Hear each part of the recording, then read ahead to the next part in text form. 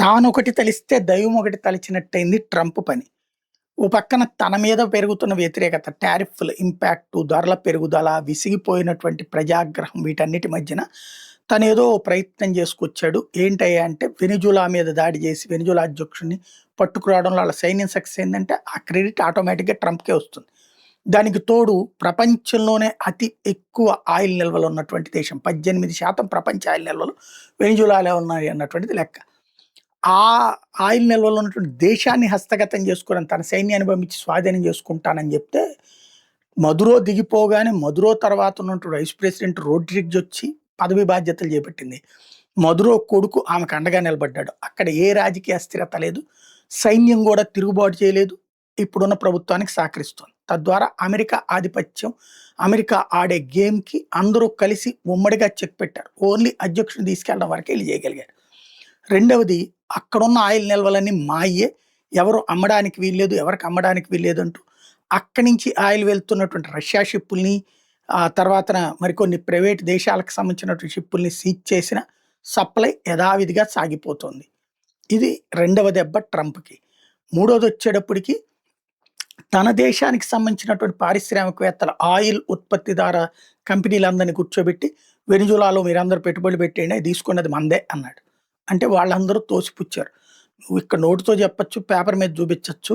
కానీ అక్కడికెళ్ళి గ్రౌండ్‌లో మనం చేయలేం. ఏదో గబక్కన తీసుకెళ్ళి ఆయిల్ ఏదో బావిలో ఉంటే తోడుకొని వచ్చేయడం కాదు. ముందు మేము వెళ్ళాలా, సెర్చ్ చేయాలా. ఆ సెర్చ్ చేసేటప్పుడు అక్కడ ప్రజల వ్యతిరేకత ఉండకూడదు, ఇబ్బంది ఉండకూడదు. జాగ్రత్తగా చేసుకోవాలి. ప్రభుత్వం సహకరించాలి, అక్కడ ఉన్నటువంటి ప్రభుత్వం.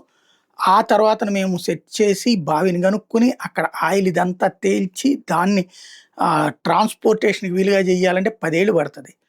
ఈలోపు నువ్వుండవు. ఇంకో 2 ఏళ్లలో నువ్వు ఉంటావో లేదో తెలీదు. ఎందుకంటే టర్మ్ ప్రకారం అయితే నీదయిపోతుంది. నీ తర్వాత వచ్చినోడు మళ్ళీ ఇదే ఫార్మ్‌లో ఉంచుతాడో లేదో తెలీదు. అప్పుడు వెనిజులా సార్వభౌమాధికారం దెబ్బని చెప్పేసి మదురోని వదిలేయొచ్చు.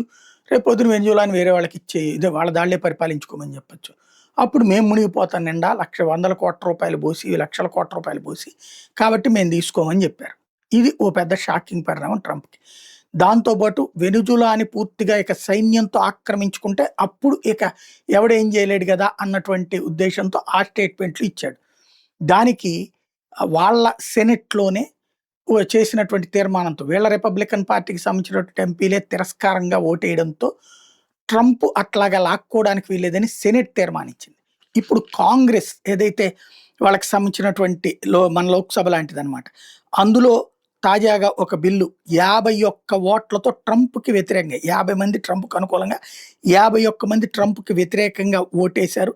ఏంటంటే వెనిజులా మిలిటరీ యాక్షన్ అన్నటువంటిది కాంగ్రెస్ ఆథరైజేషన్ లేకుండా చేయడానికి వీల్లేదు. అంటే ట్రంప్ ఇష్టారాజ్యంగా చేయడానికి వీల్లేదన్నటువంటి తీర్మానం చేయడంతో ఇప్పుడు ట్రంప్‌కి మరొక షాకింగ్ పరిణామం అయింది.